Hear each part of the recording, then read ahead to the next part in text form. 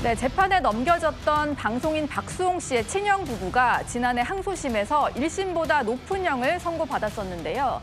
그 항소심에서 박수홍 씨를 대리했던 법무법인이 당시의 전략을 공개했습니다. 먼저 과거 박 씨와 친형의 모습부터 보고 오시죠. 청춘 바쳐 열심히 일했던 많은 것을 빼앗겼고 바로잡으려고 노력했지만 그렇게 되지 않아서 이 자리에 섰습니다.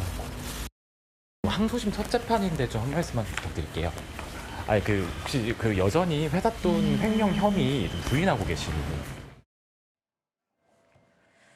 네, 1심과 항소심 결과가 달라질 수도 있겠습니다만 이제 법무법인에서 전략을 좀 공개를 한 건데요.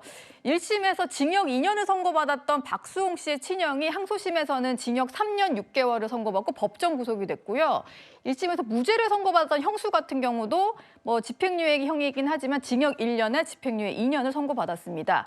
허주연 변호사께 좀 여쭤볼게요. 뭔가 포인트를 잡아서 변론을 했는데 그게 좀 주요했다 이런 얘기를 하는 것 같아요. 어떤 포인트인가요? 1심에서 본인들의 주장이 인정받지 못했던 부분들에 대해서 하나하나 분석을 해서 그 주장이 관철될 수 있도록 노력했다라는 생각이 듭니다. 특히 박수홍 씨의 형수는 1심에서 무죄가 나왔었거든요. 예. 그런데 이 무죄가 나왔던 근거를 살펴보면 첫 번째로 본인이 뭐라고 얘기를 했냐면 회사 업무에 대해서 잘 몰랐다라고 얘기를 했어요. 그리고 네. 두 번째로 법인카드를 그렇게 사적인 용도로 쓰면 안 되는 줄 전혀 몰랐다라는 취지로 얘기했고 이것이 받아들여져서 공모관계에 대한 증거가 부족하다라는 그런 이유에서 무죄가 선고가 됐었거든요. 예. 그런데 2심을 대리했던 이 법무법인 측에서 이 내역들을 좀 분석을 해봤더니 우선 본인이 업무를 모른다, 회사 업무 전혀 모른다, 관여한 적이 없다라고 얘기를 했는데 관련된 다른 가처분 사건에서 법인의 업무를 위해서 법인카드를 쓴 거다 이런 진술을 했던 내용을 발견을 한 겁니다. 예. 법인의 업무를 전혀 모르고 관계도 하지 않았다는 사람이 법인 업무를 위해서 법인카드 쓴 거다라고 진술을 했다면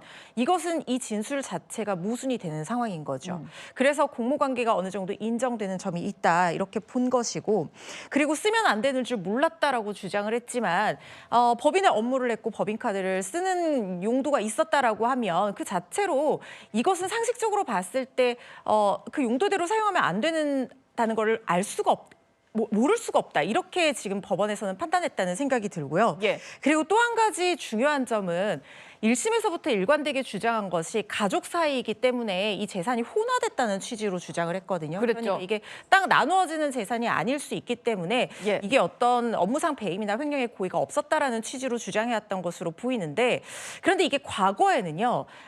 가족에게 특히 장남에게 많은 것들을 한정된 자원들을 몰아주고 장남이 나중에 남은 가족들을 성공해서 책임지고 이런 재산의 형태가 있어서 가족들의 재산이 혼화되는 경우가 많았어요. 그래서 이런 경우에 오히려 좀 선처를 해주는 그런 경향의 판례들이 있었는데 최근의 판례는 경향이 사실상 달라졌습니다. 가족이라고 해서 그 재산 자체가 각자의 재산이 안 된다고 볼 수가 없고 특히 법인이 관련되어 있다고 하면 그 부분은 더욱더 엄격하게 분리해서 봐야 된다는 것이 우리 판단 기준이고요. 예. 오히려 이런 식으로 가족 사이라서라고 주장했던 것이 양형에 더 불리하게 작용할 수밖에 없었던 이유는 가족 간의 신뢰를 악용해서 자신의 사리사욕을 채웠다라고 판단될 수도 있는 부분이거든요. 바로 그런 반성적인 고려에 의해서 친족 상도례가 폐지되기도 했지 않습니까? 그랬죠. 그렇습니다. 그래서 그런 부분들이 모두 반영이 돼서 2심에서는 1심과는 다른 결과가 났던 것으로 보입니다. 예. 박수홍 씨 부인이 친족 상도례 폐지된 것을 기뻐했던 그까지 생각이 나는 것 같은데 어쨌든 이제 재판이 진행 중이긴 합니다만 박수홍 씨는 최근에 딸을 함께 공개를 하면서 행복하게 잘 지내는 모습을 이제 SNS에 올리고 있는데요. 얼마 전에는 또 새로운 근황이 하나 공개된 것 같아요. 이건 최진봉 교수께 좀 여쭤보겠습니다. 유명한 작가의 작품을 함께 보러 간 것 같던데요. 네, 그렇습니다. 예. 한지 조형 예술가신데요. 전광영 화백이신데 이분이 이제 이 분야에서는 전문가시고요. 그러니까 박수영 씨가 본 딸 제이와 함께 저렇게 지금 거장의 손을 함께 잡고 있는 모습을 볼 수 있습니다. 아마 저분이 직접 만든 작품 앞에서 사진을 찍은 것 같아요. 예. 그래서 제이 양이 그동안 이제 아주 어렸을 때 모습만 보였는데 지금 좀 더 큰 모습을 볼 수 있잖아요. 네. 저런 모습도 의미가 있고 또 하나는 정서적으로 교감을 하는 모습을 많이 보여주는 것 같아요. 저렇게 예술적 경험이라든지 놀이라든지 이런 걸 통해서 아이가 감성적으로 좀 성장할 수 있도록 하는 그런 계기를 마련해주기 위해서 박수홍 씨가 평소 친분이 있었던 정광영 화백의 작품 만드는 장소에 함께 가서 네. 함께 저렇게 사진을 찍었다고 하고요. 또 한 사진은 뭐가 있냐면 이 제이 양이 고양이를 이렇게 쓰다듬는 모습도 있었어요. 사실. 고양이를, 네네. 예. 그것도 사실은 동물과의 교감이거든요. 사실은 감정적 교류인데 어렸을 때부터 저런 작품이라든지 아니면 생명체와의 교감을 통해서 아이의 정서의 성장에 큰 도움을 줄 수 있는 기회를 갖는 게 아닌가 그런 생각이 듭니다. 그리고 좀 미담도 전해지는 것 같은데요. 남혜연 기자님. 25년간의 인연을 맺었던 보육원에 또 기부를 한 사실이 공개가 됐나 보네요. 네, 박수홍 씨 같은 경우는 꽤 오랫동안 이런 좋은 일을 했던 것으로 저도 알려졌었는데요. 예. 이게 2001년 한 방송 프로그램을 통해서 방문했던 보육원이었던 거예요.